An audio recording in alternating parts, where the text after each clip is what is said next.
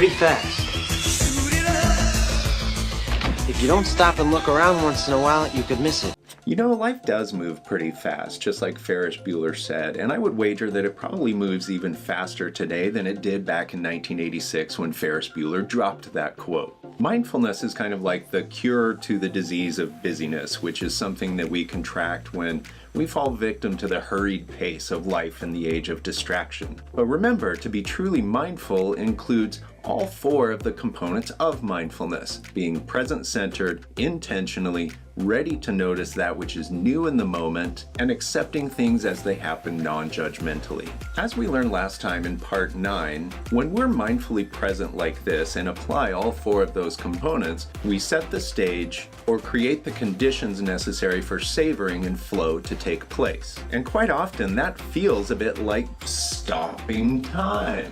Hopefully, our last activity, a savory meal, you got a chance to experience this phenomenon firsthand. This time around in part 10, we're going to take that even further by playing around with savoring in not just one, but 2 activities. The first activity is one I like to call a lens to a new world. And in this activity, you're going to grab your favorite camera, and if you don't have a favorite camera, just use your phone. Follow along in chapter 10 for instructions on how to complete this assignment. Basically, you're going to do a photojournaling project where you try to find something that catches your eye and grabs your attention, and you're going to take pictures of it from all sorts of different angles. The purpose of this activity is to explore the 5 ways that we can enhance or prolong the experience of savoring the moment. Enhance.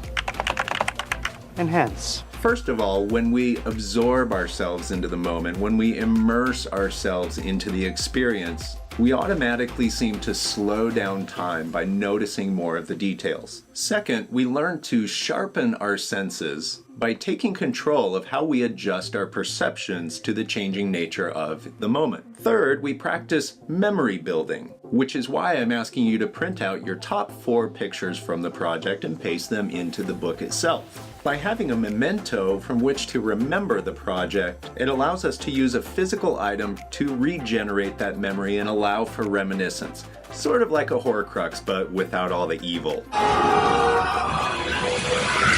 Fourth, we share the results of that activity with others, which is what we do during class discussion, or if you don't have a chance to do that, then perhaps share your favorite pictures on Facebook, Instagram, Snapchat, or in person with a real human. Through sharing the results of this experience, we actually deepen and enrich the experience of that activity. Fifth and finally, we engage in a little bit of basking by taking some pride in the results of our work. If you follow the directions carefully and you found some pretty interesting stuff to photograph, then after you print them out, take a moment with them, look them over, and take a little bit of pride in the work that you created. The second activity is called Everyday Vacations, and it's exactly what it sounds like. For a week, 7 consecutive days, we're going to set aside 20 minutes each day to do something we enjoy. Like, seriously? When's the last time your homework was to go out and do something fun?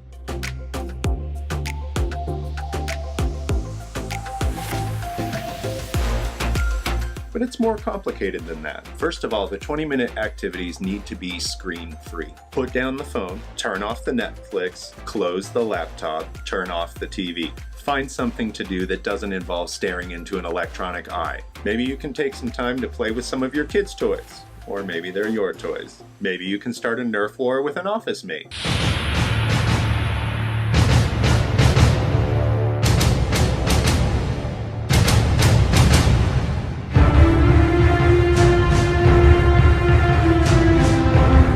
Maybe you can finally get around to trimming that bonsai tree you've been neglecting.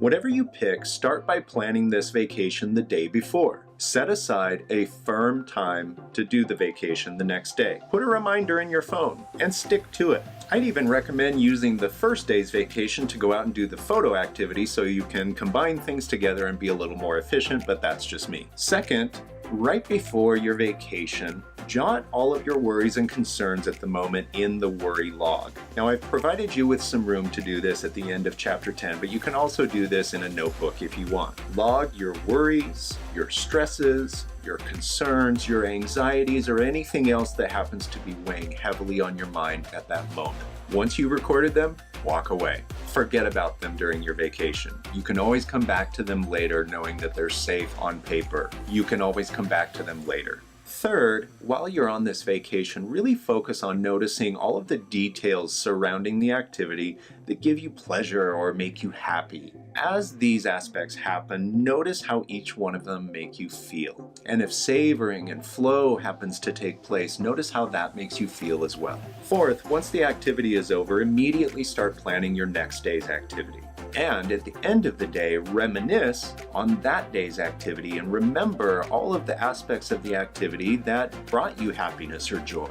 Allow yourself time to revisit how it felt and see what happens. Finally, at the end of the 7-day period, look back through your history of vacations over the last week and revisit each one of them to see how they made you feel. Take note of your mood at the end of the week. As for the worry log, how did setting aside your worries in a notebook or in the back of chapter 10 affect your ability to enjoy the activities in the moment? If you haven't guessed by now, these activities are all about learning how to savor life's experiences more fully. It's also about continuing our exploration of what it takes to create the conditions for anticipation, savoring, and reminiscence to take place, as well as how those impact our perception of our experiences. You know the routine by now. Like this video if you like where we're headed, subscribe for more content, and I'll see you next time.